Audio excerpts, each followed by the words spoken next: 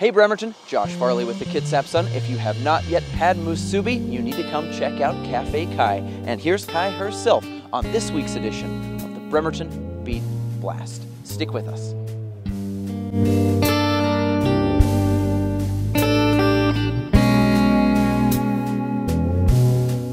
Welcome back to this edition of the Bremerton Beat Blast, sponsored by the Admiral Theater. Story number one today, we begin at Cafe Kai, right here off of Lower Wheaton Way. You might think that, with Harrison Hospital moving to Silverdale, they might lose business. But they have a very loyal following, and it's growing fast.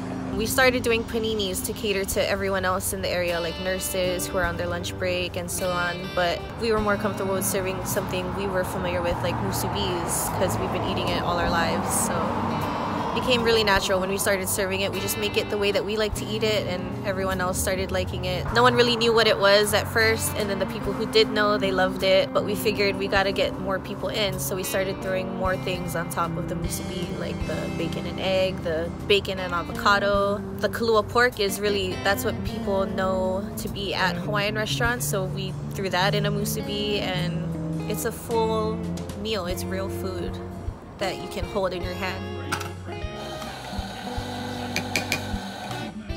It's not a usual pair you would see back in Hawaii, coffee and musubis. People love them both, but it was never really together. We came up with some different flavors that remind us of home, and it goes really well with the musubis. It's been really busy, but it's been really good. Bremerton's been really awesome to us. We honestly want to just continue this, serving small comfort foods. We're not trying to go huge, but big enough to serve Bremerton. Story number two, we're a week away from bridging Bremerton, and you just gotta see this. Dan from the Woodcraft Studio has created these super cool medallions that we'll give away to each entrant who completes the Bridging Bremerton Minette Centennial Scavenger Hunt. I take a piece of, in this case, it's Baltic birch. We start by putting a finish on it, a lacquer finish, which allows for easy cleanup after the laser has done all of its stuff. Once I have the design down and everything's ready to go, I will try to set up the machine to create as many of the coins as I can at one time. And then I let the laser do its awesome stuff. It'll etch it, it'll cut it, and then we're going to flip the coin over and then do some etching on the back side, which will be a place where we're going to be able to insert a magnet later, which will allow it to be saved. So you don't just have a really cool coin, but it's something that can go in your fridge. Story number three, Bremerton High School's class of 2018 turned the tassels this past weekend. Congrats to all the graduates. Reporter Chris Henry interviewed what might be one of the most inspirational graduates of the entire class. Here's that story. I couldn't be more proud of my daughter, of Kaylee Lynn, graduating tonight. She's jumped through so many hurdles. So my mom graduated from UW with her bachelor's degree in 2016. I saw you overcome so many challenges in life because you were a single parent, working 2 jobs. You were there completely for us, and you sacrificed so much of your personal time to be there for me and Katrina. You didn't miss one of our ballet shows. Oh no, I'm gonna cry. So my plans for next year is to go to Washington State University in Pullman, and I would like to be an elementary school teacher. Thank you for sticking with me, and I know it wasn't easy for you when I was going to college and working 2 jobs. It was tough, I know, but look at us now. Story number four, Kitsap County is the largest county in the entire state that does not have a clinic devoted to methadone maintenance treatment for those who are addicted to heroin and opiate-based medications. Reporter Tad Sooter recently traveled with a woman from Bremerton as she goes each day to King County so she can receive the treatment she cannot get in Kitsap.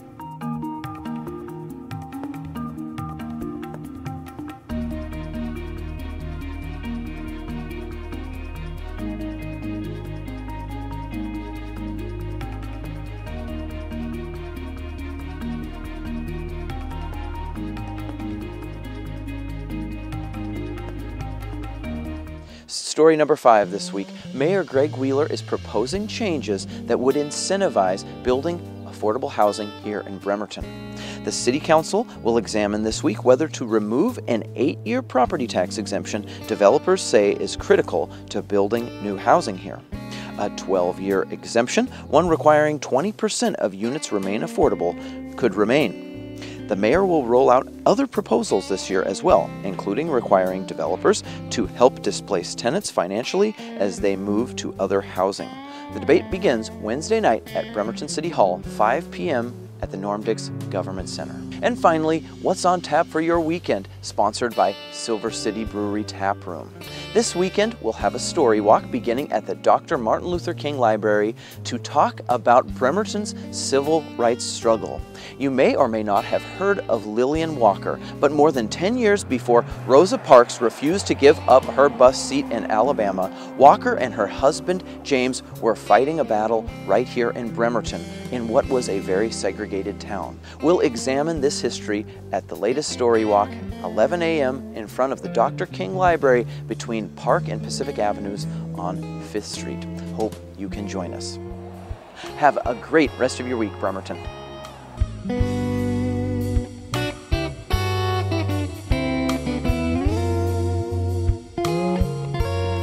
Musubi.